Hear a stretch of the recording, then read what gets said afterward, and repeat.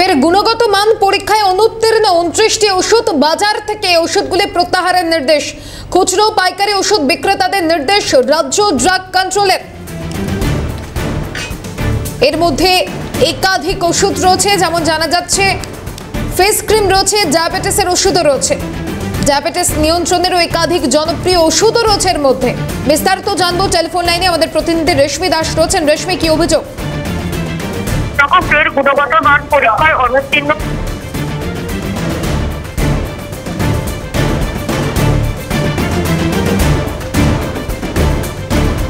রেশমি, সঙ্গে থাকো। ফের গুণগত মান পরীক্ষায় অনুত্তীর্ণ 29টি ওষুধ বাজার থেকে ওষুধগুলি প্রত্যাহারের নির্দেশ। খুচরো পাইকারি ওষুধ বিক্রেতাদের নির্দেশ রাজ্য ড্রাগ কন্ট্রোলের। এর মধ্যে রয়েছে ফেস ক্রিম, ডায়াবেটিস নিয়ন্ত্রণের একাধিক জনপ্রিয় ওষুধ। বিস্তারিত জানবো রেশমির থেকে। রেশমি, কি অভিযোগ? দেখো, ফের গুণগত মান পরীক্ষায় অনুত্তীর্ণ হয়েছে 29টি ওষুধ এবং রাজ্য ড্রাগ কন্ট্রোলের তরফ থেকে একটি নির্দেশিকা জারি করা হয়েছে।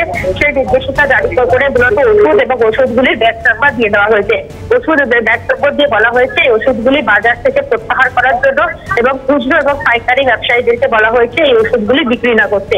এই ওষুধের মধ্যে রয়েছে হার্টের ওষুধ, ইনসুলিনের মতো গুরুত্বপূর্ণ ইনজেকশন, আরো বেশ কয়েকটি গুরুত্বপূর্ণ ওষুধ রয়েছে। পাশাপাশি প্রসাধনী দ্রব্য রয়েছে, এর মধ্যে রয়েছে সাবান, রয়েছে লিকুইড।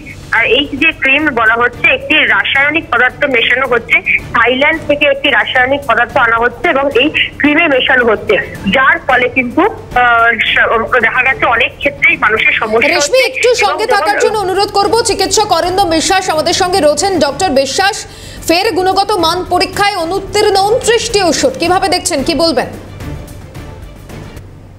আমরা পরিষ্কার কথা, ওষুধগুলোর যদি মান নিম্ন হয় রোগ কিন্তু সারবে না।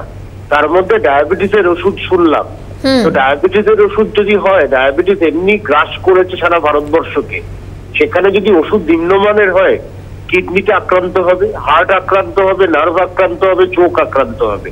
তো সেইখানে মানুষ কিন্তু কোনো লাভবান হবে না ওষুধ নেওয়ার পরে।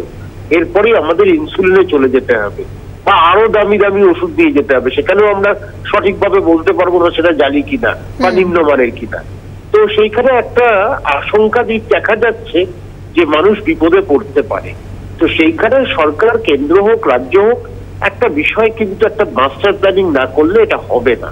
যদি নিম্নমানের ওষুধ খাইয়ে ভারতবাসীকে তো আর ভালো রাখা যাবে না। সুতরাং ভালো রাখার উপায় একটা বার করতে হবে। ধন্যবাদ জানাবো ডক্টর বিশ্বাস। রেশমি ছিলেন আমাদের প্রতিনিধি টেলিফোন লাইনে। রেশমিকেও ধন্যবাদ জানাবো।